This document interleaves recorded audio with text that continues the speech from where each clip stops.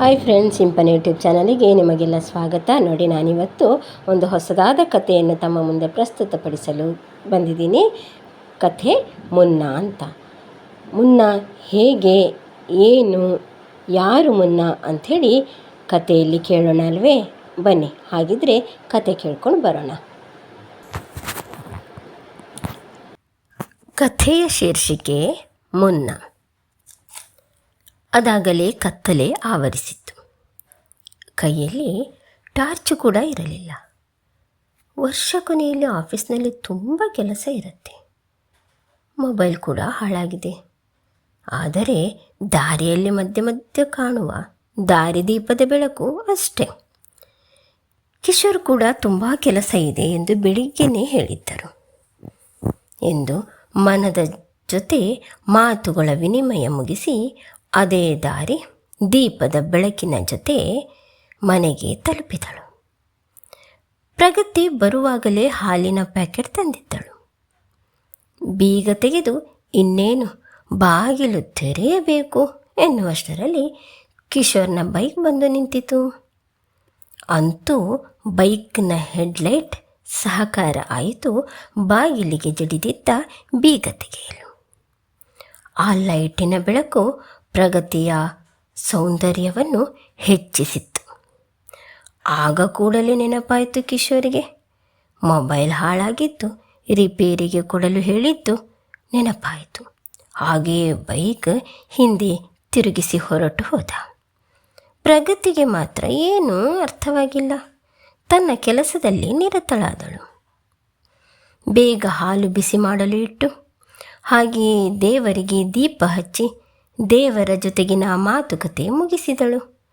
ಬೇಗ 2 ಲೋಟ ಕಾಫಿಯನ್ನು ಮಾಡಿ ಕಿಶೋರ್ನಿಗೆ ಕಾಯದೆ 1 ಲೋಟ ಮುಚ್ಚಿಟ್ಟು ತಾನು ಕಾಫಿ ಕುಡಿಯಲು ಹೋದಳು. ಆಗ ನೆನಪಾಯಿತು. ದಾರಿಯಲ್ಲಿ ತಳ್ಳುಗಾಡಿಯಿಂದ ಬೋಂಡ ಕಟ್ಟಿಸಿಕೊಂಡು ಬಂದಿದ್ದು. ಅಷ್ಟೊತ್ತಿಗೆ ಕಿಶೋರ್ ಕೂಡ ಬಂದಾಯಿತು. ಬಂದವನೇ ಬಟ್ಟೆ ಬದಲಾಯಿಸಿ ತನ್ನ ಹೆಂಡತಿ ಪ್ರಗತಿಯ ಜೊತೆ ಕಾಫಿಯ ಲೋಟ ತಂದು ಕುಳಿತ. ಏನು, ನನ್ನ ರಾಣಿಯವರು ತುಂಬ ಸುಸ್ತಾಗಿದ್ದೀರಿ? ಅಂದಳು. ಅಂದ ಹಾಗೆ ರಾಯರು ಮನೆ ತನಕ ಬಂದು ಗಾಡಿ ತಿರುಗಿಸಿತು ಯಾಕೋ? ಏನಿಲ್ಲ, ಹೀಗೇನೆ ಎಂದು ತಲೆ ತಗ್ಗಿಸಿದಾಗ ಪ್ರಗತಿಗೆ ಅರಿವಾಗಿತ್ತು. ನಾನು ಹೇಳಿದ ಕೆಲಸ ಮರೆತು ಆ ಕೆಲಸ ಈಗ ಮುಗಿಸಿದ್ದು ಎಂದು ಮನದಲ್ಲೇ ಅಂದುಕೊಂಡಳು. ಹೀಗೆ ಲಘುವಾದ ಪ್ರೀತಿಯ ಮಾತುಗಳು ಮಧುರವಾಗಿ ಹೊರಹೊಮ್ಮಿ ಕಣ್ಣಿನ ಭಾಷೆ, ಕೈಯ ಭಾಷೆಗಳು ನಡೆದು ಪ್ರೀತಿ ಹಕ್ಕಿಗಳು ನಗುವಿನಲ್ಲಿ ತೇಲಿ ಹೋದರು. ಮರುದಿನ ಹೇಗೂ ಭಾನುವಾರವಾದ್ದರಿಂದ ಶನಿವಾರ ಅಡಿಗೆ ಕೆಲಸ ಮಾಡುವುದು ಬೇಡ. ಹೇಗೂ ಇಬ್ಬರು ವಿಹಾರಕ್ಕೆಂದು ಹೋಗುತ್ತಿದ್ದೇವೆ ಎಂದು ಮನದಲ್ಲೇ ಅಂದುಕೊಂಡಳು. ಹಾಗಾಗಿ ಇಬ್ಬರು ನಿಧಾನವಾಗಿಯೇ ಸುಂದರ ದಿನಗಳನ್ನು ತಮ್ಮದಾಗಿಸಿಕೊಂಡರು. ರಾತ್ರಿಯ ಊಟದ ತಯಾರಿ ಮಾಡಿರದೆ ವಿಹಾರಕ್ಕೆಂದು ಹೊರ ನಡೆದರು. ಹಾಗೆಯೇ ಇಬ್ಬರು ಕೈ ಕೈ ಹಿಡಿದು ಹೋಗುತ್ತಿರುವುದು ಇದೇ ಮೊದಲ ಬಾರಿಯೇನಲ್ಲ. ಆದರೂ ಅಲ್ಲಿ ವಠಾರದವರೆಲ್ಲ ಒಮ್ಮೆ ಎವೆ ಇಕ್ಕದೆ ಇವರ ಸೌಂದರ್ಯವನ್ನೇ ನೋಡುತ್ತಿರುವುದು. ಇಂದು ಕೂಡ ಹಾಗೇ ಭಾಸವಾಗುತ್ತಿತ್ತು ಇಬ್ಬರಿಗೂ. ಆದರೂ ತಮ್ಮ ದಾರಿಯ ಕಡೆಗೆ ತಮ್ಮದೇ ಗುಂಗಿನಲ್ಲಿ ಸಾಗುತ್ತಿದ್ದರು ಈ ಪ್ರೀತಿ ಹಕ್ಕಿಗಳು. ಹಾಗೆಯೇ ಮಾಮೂಲಿ ತಿನ್ನುವಂತಹ ಪಾನಿಪುರಿಯ ಕಡೆಗೆ ತಮ್ಮ ಹೆಜ್ಜೆ ಸಾಗಿತ್ತು. ಅಣ್ಣ, 2 ಪ್ಲೇಟ್ ಪಾನಿಪುರಿ ಕೊಡಿ, ಸ್ವಲ್ಪ ಖಾರನೇ ಇರಲಿ ಎಂದು ಕಿಶೋರ್ ಹೇಳಿದ. ಮಾಮೂಲಿ ಗಿರಾಕಿ ಆದುದರಿಂದ ಅವರ ಅಭಿರುಚಿ ತಿಳಿದಿದ್ದ ಪಾನಿಪುರಿಯವನು ಇವರ ಇಷ್ಟದ ಪ್ರಕಾರನೇ ಪಾನಿಪುರಿ ಮಾಡಿಕೊಟ್ಟ. ಅಷ್ಟು ಹೊತ್ತಿಗೆ ಫೋನ್ ರಿಂಗ್ ಆಯಿತು. ಕಿಶೋರ್ನ ಅಮ್ಮ ಭಾಗ್ಯಮ್ಮನ ಫೋನ್ ಬಂದಿತ್ತು. ಮಗ ಕಿಶೋರ್, ಹೇಗಿದ್ಯಪ್ಪ? ಪ್ರಗತಿ ಹೇಗಿದ್ದಾಳೆ? ಚೆನ್ನಾಗಿದ್ದೀನಿ ಅಮ್ಮ. ಪ್ರಗತಿನೂ ಚೆನ್ನಾಗಿದ್ದಾಳಮ್ಮ. ನೀವು ಹೇಗಿದ್ದೀರಿ? ಅಪ್ಪ ಹೇಗಿದ್ದಾರೆ? ಚೆನ್ನಾಗಿದ್ದಾರಾ ಎಂದನು. ನಾವೆಲ್ಲ ಚೆನ್ನಾಗಿದ್ದೀವಪ್ಪ. ಹಬ್ಬ ಹತ್ರ ಬಂತಲ್ಲ, ಯಾವಾಗ ಬರ್ತೀರಿ ಅಂತ. ಈ ಸಲ ಜಾಸ್ತಿ ರಜೆ ತಗೊಂಡು ಬನ್ನಿ ಎಂದು ತಮ್ಮ ಅಳಲನ್ನು ತೋಡಿಕೊಂಡರು ಭಾಗ್ಯಮ್ಮ. ಗುಟ್ಟಿ ಕಿಶೋರ್ ಸುಮ್ಮನಾದನು. ಪ್ರಗತಿಯು ಭಾಗ್ಯಮ್ಮನಲ್ಲಿ ಮಾತಾಡಿದಳು, ತಮ್ಮ ಪ್ರೀತಿಯನ್ನು ಹಂಚಿಕೊಂಡಳು. ಅಂತೂ ಇಂತೂ ಅವತ್ತಿನ ದಿನ ಹೀಗೆಯೇ ಸಾಗಿತ್ತು. ಅಂತೂ ಮನೆಗೆ ತಲುಪುವುದರಲ್ಲೇ 11 ಗಂಟೆಯೇ ಸರಿದಿತ್ತು. ಭಾನುವಾರದ ದಿನ ಕಚೇರಿ ಕೆಲಸ ಇಲ್ಲದುದರಿಂದ ತಮ್ಮ ಸ್ವಂತ ಕೆಲಸದ ಕಡೆ ಗಮನ ಕೊಡುತ್ತಾರೆ ಇವರಿಬ್ಬರು. ಅಂದರೆ ಇವರಿಗೆ ಮಕ್ಕಳೆಂದರೆ ತುಂಬ ಇಷ್ಟ. ಆದುದರಿಂದ ಅಲ್ಲೇ ಇರುವ ಮಕ್ಕಳ ವಸತಿ ಶಾಲೆಗೆ ಹೋಗಿ ತಮ್ಮಲ್ಲಾದ ಸಹಾಯವನ್ನು ಮಾಡಿ ಮಕ್ಕಳ ಜೊತೆ ಬೆರೆಯುವುದು ಇವರಿಬ್ಬರ ವಾಡಿಕೆ. ಒಮ್ಮೊಮ್ಮೆ ಇಡೀ ದಿನ ಅಲ್ಲಿಯೇ ಕಳೆಯುತ್ತಾರೆ ಕಿಶೋರ್ ಮತ್ತು ಪ್ರಗತಿ. ಅವರಲ್ಲಿ ಒಂದಿಬ್ಬರು ಮಕ್ಕಳು ತುಂಬ ಹೊಂದಿಕೊಂಡಿದ್ದಾರೆ. ಇವರು ಹೋಗುವುದನ್ನೇ, ಅಂದರೆ ಭಾನುವಾರ ಬರುವುದನ್ನೇ ಕಾಯುತ್ತಿರುತ್ತಾರೆ. ಕಿಶೋರ್ ಮತ್ತು ಪ್ರಗತಿ ಸರಕಾರಿ ನೌಕರಿಯಲ್ಲಿ ಇಲ್ಲದಿದ್ದರೂ ತಮ್ಮಲ್ಲಿದ್ದ ಆದಾಯದಲ್ಲಿ ಸ್ವಲ್ಪವನ್ನು ಈ ಮಕ್ಕಳಿಗೆಂದೇ ಮೀಸಲಿಡುತ್ತಿದ್ದರು. ಕಿಶೋರ್ ಬ್ಯಾಂಕಿನಲ್ಲಿ ಉದ್ಯೋಗದಲ್ಲಿದ್ದ, ಪ್ರಗತಿ ಒಂದು ಸಂಸ್ಥೆಯಲ್ಲಿ ಉದ್ಯೋಗದಲ್ಲಿದ್ದಳು. ಹೀಗೆ ದಿನಗಳು ಸಾಗುತ್ತಿರಲು ಹಬ್ಬ ಹತ್ತಿರ ಬಂದೇ ಬಿಟ್ಟಿತು. ಇನ್ನೇನು 15 ದಿನದಲ್ಲಿ ದೀಪಾವಳಿ ಹಬ್ಬ. ಭಾಗ್ಯಮ್ಮ ಹಬ್ಬದ ದಿನವನ್ನೇ ಮೆಲುಕು ಹಾಕುತ್ತಿದ್ದರು. ಮಗ ಮತ್ತು ಸೊಸೆಯ ಆಗಮನವನ್ನೇ ಕಾಯುತ್ತಿದ್ದರು. ಹಳ್ಳಿಯಲ್ಲಿ ಹಬ್ಬಗಳ ಸಂಭ್ರಮವೆಂದರೆ ಮನೆಯ ಸ್ವಚ್ಛತೆಯಿಂದ ಪ್ರಾರಂಭ. ಮನೆಯ ಅಟ್ಟಗುಡಿಸುವುದು, ಸುಣ್ಣ ಬಣ್ಣ ಹೊಡಿಸುವುದು, ಅಂಗಳ ಸಾರಿಸಲು ಸೆಗಣಿ ಒಟ್ಟು ಮಾಡುವುದು. ಹಟ್ಟಿ ಇದ್ದ ಮನೆಗಳೇ ಜಾಸ್ತಿ ಇರುವುದರಿಂದ ಸೆಗಣಿ ಸಿಗಲೇನು ಕಷ್ಟವಿರಲಿಲ್ಲ.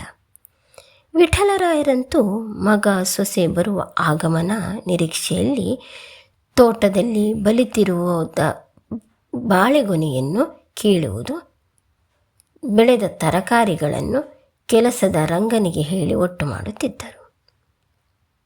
ವಿಠಲ ಮತ್ತು ಭಾಗ್ಯಮ್ಮನರಿಗೆ ಒಬ್ಬನೇ ಮಗ ಕಿಶೋರು. ಇದ್ದಂತಹ ಒಬ್ಬಳೇ ಮಗಳು ರಾಧಿಕಾಳನ್ನು ಗುಜರಾತಿಗೆ ಮದುವೆ ಮಾಡಿಕೊಟ್ಟಿದ್ದರು. ಮಗಳಂತೂ ಮದುವೆಯಾದ 5 ವರ್ಷದಲ್ಲಿ ಒಮ್ಮೆ ಬಂದು ಹೋಗಿದ್ದಳು. ವಿಠಲರಾಯರು ಮಗನಲ್ಲಿ ತಿಳಿಸಿದ್ದರು, ಈ ಸಲ ವರ್ಗಾವಣೆ ಮಾಡಿಸಿಕೊಂಡು ಊರಿಗೆ ಬಂದು ಬಿಡು ಎಂದು. ಊರಿನಲ್ಲೇ ಇರುವ ಬ್ಯಾಂಕಿಗೆ ವರ್ಗಾವಣೆ ಆದರೆ ಮಗ ಹುಟ್ಟಿದ ಮನೆಯಲ್ಲೇ, ಹುಟ್ಟಿದ ಊರಲ್ಲಿ ಇರುವನೆಂಬ ಆಶಯ ತೋಡಿಕೊಂಡರು. ಹಳ್ಳಿ ಮನೆ ಇದ್ದರೂ ಆದಾಯದ ಮೂಲವೇನೂ ಅಷ್ಟಾಗಿ ಇರಲಿಲ್ಲ. ಕಷ್ಟನೋ ಸುಖನೋ ಇದ್ದ ಮಕ್ಕಳಿಬ್ಬರಿಗೆ ಒಳ್ಳೆಯ ವಿದ್ಯಾಭ್ಯಾಸ ಕೊಡಿಸಿದ್ದರು. ಅಲ್ಪ ಸ್ವಲ್ಪ ತರಕಾರಿ ಬೆಳೆ, ಸ್ವಲ್ಪ ತೆಂಗಿನಕಾಯಿ ಆಗುತ್ತಿತ್ತು ಅಷ್ಟೇ. ಭಾಗ್ಯಮ್ಮ ಕೆಲಸದವರನ್ನು ಇರಿಸಿಕೊಂಡು ಊರಲ್ಲೇ ಸಿಗುವ ಹಲಸಿನಕಾಯಿ ತರಿಸಿ ಹಪ್ಪಳ ಮಾಡುತ್ತಿದ್ದರು. ಸ್ವಲ್ಪ ಕೈ ಖರ್ಚಿಗೆ ಸಾಲುತ್ತಿತ್ತು. ಮಗ ಕಿಶೋರನೂ ಸಹಾಯ ಮಾಡುತ್ತಿದ್ದ. ಮದುವೆ ಆಗಿ 1 ವರ್ಷವಾಗಿತ್ತು ಅಷ್ಟೇ. ಹೊಸ ಕೆಲಸವೆಂದು ಮಗ ಸೊಸೆ ಇಬ್ಬರೂ ಹಬ್ಬಕ್ಕೆಂದು ಬಂದಿರಲಿಲ್ಲ. ಈಗ 2ನೇ ವರ್ಷದ ಹಬ್ಬ. ಹಾಗಾಗಿ ಅವರು ಬರುವರೆಂಬ ಉತ್ಸಾಹದಲ್ಲಿ ಇಬ್ಬರೂ ಕಾಯುತ್ತಿದ್ದರು. ಭಾಗ್ಯಮ್ಮ ಹಣತೆಗಳನ್ನು ತೊಳೆದು ಸಿದ್ಧಗೊಳಿಸುತ್ತಿದ್ದರು. ಬಿಡುವಿನ ಸಮಯದಲ್ಲಿ ಬತ್ತಿಗಳನ್ನು ಮಾಡುತ್ತಿದ್ದುದರಿಂದ ಮನೆಯ ದೀಪ ಬೆಳಗಿಸಲು ಅವರು ಮಾಡಿದ ಬತ್ತಿನೇ ಉಪಯೋಗವಾಗುತ್ತಿತ್ತು. ಇತ್ತ ಕಿಶೋರ್ ಮ್ಯಾನೇಜರಲ್ಲಿ ರಜೆ ಪ್ರಸ್ತಾಪ ಮಾಡಿದ್ದನು. ತುಂಬ ಸಲ ಹೇಳಿದ ಮೇಲೆ 1 ವಾರದ ರಜೆ ದೊರಕಿತ್ತು. ಪ್ರಗತಿಗೂ ರಜೆ ದೊರಕಿತ್ತು, ಖುಷಿ ತಂದಿತು. ಭಾಗ್ಯಮ್ಮರ ಸಂತಸ ಅಂತೂ ಮುಗಿಲು ಮುಟ್ಟಿತ್ತು. ಕಿಶೋರ್ ಪ್ರಗತಿಗೆ ಎಂದು ಸೀರೆಯನ್ನು ಹಾಗೂ ಅಪ್ಪ ಅಮ್ಮನಿಗೆಂದು ಸೀರೆ ಮತ್ತು ಪಂಚಶಲ್ಯ ಶರ್ಟನ್ನು ಖರೀದಿಸಿದ. ಒಟ್ಟಿನಲ್ಲಿ ಬ್ಯಾಗ್ ಪ್ಯಾಕ್ ಮಾಡಿ ಊರಿಗೆಂದು ಹೊರಟರು. ಕಿಶೋರ್ ಮತ್ತು ಪ್ರಗತಿ ಅದಾಗಲೇ ಊರನ್ನು ತಲುಪಿದ್ದರು. ವಿಠಲರಾಯರು ಅಂಗಳದಲ್ಲಿ ಚಪ್ಪರ ಹಾಕಿಸಿದ್ದರು. ಭಾಗ್ಯಮ್ಮ ಹೂವು ಹಣ್ಣುಗಳನ್ನು ತರಿಸಿ ಮತ್ತು ತೋಟದಿಂದ ಕೊಯ್ದ ತರಕಾರಿಗಳನ್ನು ರಾಯರು ಜೋಡಿಸಿಟ್ಟಿದ್ದರು. ಅಂತೂ ಇಂತೂ ಸಂಭ್ರಮ ಮುಗಿಲು ಮುಟ್ಟಿತ್ತು. ಮನೆಯವರು ಒಟ್ಟಿಗೆ ಸೇರಿ ಹಬ್ಬ ಆಚರಿಸುವುದೆಂದರೆ ಮನಸ್ಸುಗಳು ಒಂದೇ ಆಗಿರಬೇಕು. ಪ್ರೀತಿಯು ತುಂಬಿ ತುಳುಕುತ್ತಿರಬೇಕು. ತುಂಬ ಸಮಯದ ನಂತರ ಒಟ್ಟಿಗೆ ಹೀಗೆ ಸೇರುತ್ತಿರುವುದು ಎಲ್ಲರ ಸಂತೋಷಕ್ಕೆ ಸ್ವರ್ಗವೇ ಮೆಟ್ಟಿಲು ಅನ್ನೋ ಹಂಗಿತ್ತು. ಮಗನಿಗೆ ಮನೆಗೆ ಬಂದ ಸಂಭ್ರಮ ಹೇಳತೀರದು. ಪ್ರಗತಿಗೂ ಸಂತಸಕ್ಕೆ ಪಾರವೇ ಇರಲಿಲ್ಲ. ತೋರಣದಿಂದ ಮನೆಯು ಸಿಂಗರಿಸಿತ್ತು. ಅಂಗಳದಲ್ಲಿ ರಂಗೋಲಿ ಹಾಕುವ ತಯಾರಿಯಲ್ಲಿ ಪ್ರಗತಿ ಬಣ್ಣಗಳನ್ನು ರಂಗೋಲಿಗೆ ಬೆರೆಸಿ ರಂಗೋಲಿಯ ತಯಾರಿ ಮಾಡುತ್ತಿದ್ದಳು. ಹಂಡೆಗೆ ನೀರು ತುಂಬಿ ಹಂಡೆಗೆ ಬಳ್ಳಿಯನ್ನು ಕಟ್ಟಿ ಒಲೆಯುರಿ ಮಾಡಲು ಸೌದೆಗಳನ್ನು ಜೋಡಿಸುತ್ತಿದ್ದರು. ಕೆಲಸದ ರಂಗಣ್ಣ. ತಯಾರಿಯೆಲ್ಲ ಮುಗಿದ ಮೇಲೆ ರಂಗಣ್ಣನಿಗೆ ಕರೆದು ಹಬ್ಬಕ್ಕೆಂದು ಹೊಸ ಬಟ್ಟೆ ಸಿಹಿ ತಿಂಡಿಗಳನ್ನು ಕೊಟ್ಟರು ಭಾಗ್ಯಮ್ಮ. ಕಿಶೋರ್ ಕೂಡ ತಂದಿದ್ದ ಬಟ್ಟೆಯನ್ನು ರಂಗಣ್ಣನಿಗೆ ಕೊಟ್ಟನು. ಎಣ್ಣೆಯನ್ನು ಅರಶಿನವನ್ನು ತಯಾರು ಮಾಡಿ ಇಟ್ಟಿದ್ದರು ಭಾಗ್ಯಮ್ಮ. ಮಗ ಸೊಸೆಗೂ ಹಚ್ಚಿದರು. ರಾಯರಿಗೂ ಎಣ್ಣೆ ಶಾಸ್ತ್ರ ಮಾಡಿ ತಾನು ಸ್ವಲ್ಪ ಎಣ್ಣೆ ಶಾಸ್ತ್ರ ಮಾಡಿಕೊಂಡು ಬಿಸಿ ಬಿಸಿ ಕುದಿಯುತ್ತಿದ್ದ ನೀರಿಗೆ ತಣ್ಣೀರು ಸುರಿದು ಸ್ನಾನಕ್ಕೆ ಸಿದ್ಧಗೊಳಿಸಿದರು. ರಾಯರು ಅದಾಗಲೇ ಸ್ನಾನಕ್ಕೆ ಇಳಿದಿದ್ದರು. ಭಾಗ್ಯಮ್ಮ ಅದಾಗಲೇ ಸ್ನಾನ ಮಾಡಿ ದೇವರ ಪೂಜೆಗೆಂದು ತಯಾರು ಮಾಡಿದ್ದರು. ದೀಪಾವಳಿಗೆ ದೋಸೆ ಮಾಡುವುದು ವಾಡಿಕೆ. ಸ್ವಲ್ಪ ಅರಶಿನ ಹಿಟ್ಟಿಗೆ ಹಾಕಬೇಕು. ದೋಸೆಗೆಂದು ಬೆಣ್ಣೆ ತಯಾರು ಮಾಡಿದ್ದರು. ಸ್ವಲ್ಪ ಸಿಹಿ ಅವಲಕ್ಕಿ ಕೂಡ ಕಲಿಸಿದ್ದರು. ಭಾಗ್ಯಮ್ಮ ಸೊಸೆ ಪ್ರಗತಿಯ ತಲೆ ತಿಕ್ಕಿ ತಲೆ ಸ್ನಾನ ಮಾಡಿಸಿದರು. ಕಿಶೋರ್ನ ಬೆನ್ನು ತಿಕ್ಕಲು ಕಾಯಿಗುಂಜು ಇಟ್ಟಿದ್ದರು. ಅಂತೂ ಎಲ್ಲರ ಸ್ನಾನ ಮುಗಿದು ಬಿಸಿ ದೋಸೆ ಜೊತೆಗೆ ಬೆಣ್ಣೆ ಹಿಡಿದು ಎಲ್ಲರೂ ಸುತ್ತ ಕುಳಿತರು. ಎಷ್ಟೋ ಸಮಯದ ನಂತರ ಎಲ್ಲರೂ ಹೀಗೆ ಸೇರಿದ್ದು ಎಲ್ಲರ ಮನದಲ್ಲೂ ಸಂತಸದ ಹೊನಲು ಹರಿದಿತ್ತು. ಮಧ್ಯಾಹ್ನ ಹಬ್ಬದ ಅಡಿಗೆ ತಯಾರಿಯಲ್ಲಿ ನಿರತರಾದರು ಭಾಗ್ಯಮ್ಮ ಮತ್ತು ಪ್ರಗತಿ. ಕಿಶೋರ್ ವಿಠಲರಾಯರ ಜೊತೆ ಒಮ್ಮೆ ತೋಟ ಸುತ್ತಿ ಬರಲು ತೆರಳಿದ. ಕಾಯಿ ಹೋಳಿಗೆ ಮಾಡಲು ಹೂರ್ಣದ ತಯಾರಿ ನಡೆದಿತ್ತು. ಭಾಗ್ಯಮ್ಮ ಪ್ರಗತಿಯನ್ನು ಮಗಳೆಂದೇ ತಿಳಿದುದರಿಂದ ಚಾಚು ತಪ್ಪದೆ ಎಲ್ಲ ಹೇಳಿಸಿ ಮಾಡಿಸುತ್ತಿದ್ದರು. ಗೋಧಿ ಪಾಯಸ, ಹೋಳಿಗೆ, ಚಿತ್ರಾನ್ನ ಎಲ್ಲ ಅಡಿಗೆ ತಯಾರಿ ಆಯಿತು. ಅಪ್ಪನ ಜೊತೆ ಹೋದ ಕಿಶೋರನಿಗೆ ಅದೇನೋ ಮನಸ್ಸು ನಿರಾಳವೆನಿಸಿತು. ಅಪ್ಪ ಮಗ ಸಂಬಂಧದ ಜೊತೆ ಸ್ನೇಹವು ಚಿಗುರಿದ್ದರೆ ಸಂಬಂಧ ಗಟ್ಟಿಯಾಗಿರುವುದು. ಹಬ್ಬಕ್ಕೆಂದು ತಂದ ಮೇಲೆ ಹೊಸ ಬಟ್ಟೆಯ ಸಂಭ್ರಮ ಎಲ್ಲರಿಗೂ ಇದ್ದೇ ಇರುತ್ತದೆ. ಹಾಗೆ ಹೊಸ ಬಟ್ಟೆಯನ್ನು ಧರಿಸಿದ್ದರು ಎಲ್ಲರೂ ಕೂಡ. ಪಟಾಕಿಗಳ ಗುದ್ದಾಟ ಅದು ಕೂಡ ಹಾಗೆಯೇ ಎಲ್ಲರ ಮನೆಯಲ್ಲೂ ಇದ್ದೇ ಇರುತ್ತದೆ. ಕಿಶೋರ್ ಮತ್ತು ಪ್ರಗತಿಯ ನಡುವೆ ಚೇಷ್ಟೆಗಳು. ಹೀಗೆ ದೂರದಿಂದನೇ ಭಾಗ್ಯಮ್ಮ ವಿಠಲರಾಯರು ವೀಕ್ಷಿಸುತ್ತಾ 2 ಹನಿ ಸಂತಸದ ಕಣ್ಣೀರು ಜಾರಿಸಿದ್ದರು. ಅದಾಗಲೇ ದೀಪ ಹಚ್ಚುವ ಸಮಯ. ಹಣತೆಗಳು ಜಗಲಿ ಸುತ್ತ, ತುಳಸಿ ಕಟ್ಟೆ ಸುತ್ತ, ಹೊಸ್ತಿಲಲ್ಲಿ ಎಲ್ಲ ಕಡೆ ಹಣತೆಗಳು ತಯಾರಾಗಿದ್ದವು. ಎಲ್ಲರೂ ಸೇರಿ ಹಣತೆ ಬೆಳಗಿದರು. ಕತ್ತಲೆ ಆವರಿಸಿದ್ದರೂ ಹಣತೆಯ ಬೆಳಕು ಎಲ್ಲೆಡೆ ಪಸರಿಸಿತ್ತು. ಜೀವನದಲ್ಲೂ ಹೀಗೆ ಬೆಳಕೇ ತುಂಬಿರಲಿ ಎಂದು ಎಲ್ಲರ ಮನದಲ್ಲೂ ಒಮ್ಮೆ ಇಣುಕದೇ ಇರಲಿಲ್ಲ. ಎಣ್ಣೆ ಸ್ನಾನ 2 ದಿನವಾದರೂ ಮಾಡಲೇಬೇಕೆಂಬುದು ವಾಡಿಕೆ. ಭಾಗ್ಯಮ್ಮ ವಿಠಲರಾಯರು ಸ್ನಾನ ಮುಗಿಸಿದ್ದರು. ತಿಂಡಿಗೆಂದು ಸೌತೆಕಾಯಿ ಕಡುಬು ಮಾಡಿದ್ದರು. ಕಿಶೋರ್ ಕೂಡ ಎದ್ದು ಸ್ನಾನ ಮುಗಿಸಿದ್ದ. ಆದರೆ ಪ್ರಗತಿ ಇನ್ನೂ ಎದ್ದಿಲ್ಲದನ್ನು ಮನಕ್ಕೆ ಬಂದಿತ್ತು ಭಾಗ್ಯಮ್ಮನಿಗೆ.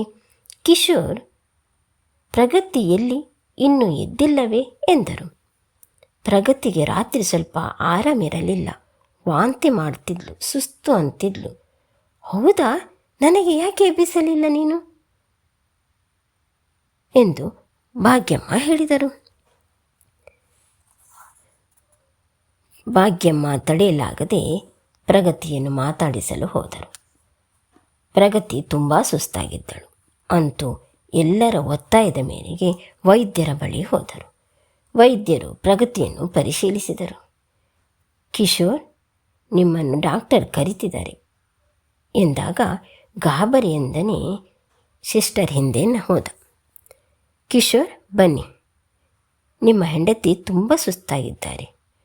ಹೌದು ಡಾಕ್ಟರ್, ಏನಾಯಿತು ಪ್ರಗತಿಗೆ ಎಂದನು. ಡಾಕ್ಟರ್ ಇಬ್ಬರನ್ನು ಕೂರಿಸಿ ಸಂತೋಷದ ವಿಷಯವನ್ನು ಹೇಳಿದರು. ನಿಮ್ಮ ಹೆಂಡತಿ ತಾಯಿ ಆಗ್ತಾ ಇದ್ದಾರೆ ಕಿಶೋರ್ ಎಂದಾಗ ಪ್ರಗತಿ ಮತ್ತು ಕಿಶೋರ್ ಸಂತೋಷಕ್ಕೆ ಪಾರವೇ ಇರಲಿಲ್ಲ. ಮೊದಲೇ ಮಕ್ಕಳೆಂದರೆ ತುಂಬ ಪ್ರೀತಿ ಇದ್ದ ಇವರಿಗೆ ಎಣಿಸಲಾರದ ಭಾಗ್ಯವು ಒದಗಿದ್ದು ಪ್ರತಿಕ್ರಿಯಿಸುವುದು ಹೇಗೆಂಬುದೇ ತಿಳಿಯದಂಥ ಪರಿಸ್ಥಿತಿ ಇಬ್ಬರದ್ದು. ಇನ್ನು ಮನೆಗೆ ಹೋಗಿ ಯಾವ ರೀತಿ ತಿಳಿಸುವುದು ಎಂದು ಇಬ್ಬರ ಮನವು ಮಂಡಿಗೆ ಮೇಯುತ್ತಿತ್ತು. ಭಾಗ್ಯಮ್ಮ ಬಂದವರೇ ಪ್ರಗತಿಯ ಆರೋಗ್ಯ ವಿಚಾರಿಸಿದರು. ಇಬ್ಬರಿಗೂ ಗೊಂದಲ, ಹೇಗೆ ಹೇಳುವುದು ಎಂದು. ಅಂತೂ ಇಂತೂ ಸಾವರಿಸಿಕೊಂಡು ಕಿಶೋರನೇ ಹೇಳಿದ, ಅಮ್ಮ, ನೀವು ಅಜ್ಜಿ ಆಗ್ತಾ ಇದ್ದೀರಿ ಎಂದ. ಅದನ್ನು ಕೇಳಿದ ವಿಠಲರಾಯರು ಸ್ವಲ್ಪ ಮುಂದೆ ಬಂದು, ಅಪ್ಪ, ನೀವು ಅಜ್ಜಿ ಆಗ್ತಾ ಇದ್ದೀರಿ ಎಂದನು ಕಿಶೋರ.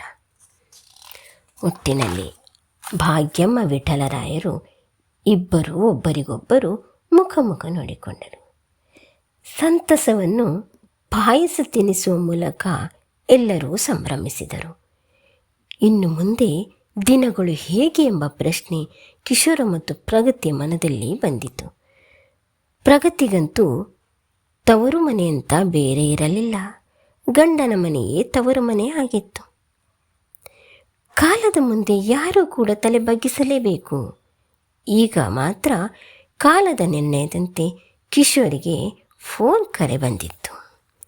ವರ್ಗಾವಣೆಯ ಪಟ್ಟಿಯಲ್ಲಿ ತನ್ನ ಹೆಸರು ಇದ್ದಿದ್ದು ಊರಿನಲ್ಲೇ ಇರುವ ಬ್ಯಾಂಕಿಗೆ ವರ್ಗಾವಣೆ ಆಗಿದ್ದು ಸುದ್ದಿ ಕಿವಿಗೆ ತಲುಪಿದಾಗ ಮುಂದೆ ಬರುವ ಮಗುವಿನ ಕಾಲುಗುಣವೇ ಎಂದು ತಿಳಿಯದೆ ಎಲ್ಲರೂ ನಗುವಿನ ಮಳೆಯಲ್ಲಿ ತೇಲಿ ಹೋದರು.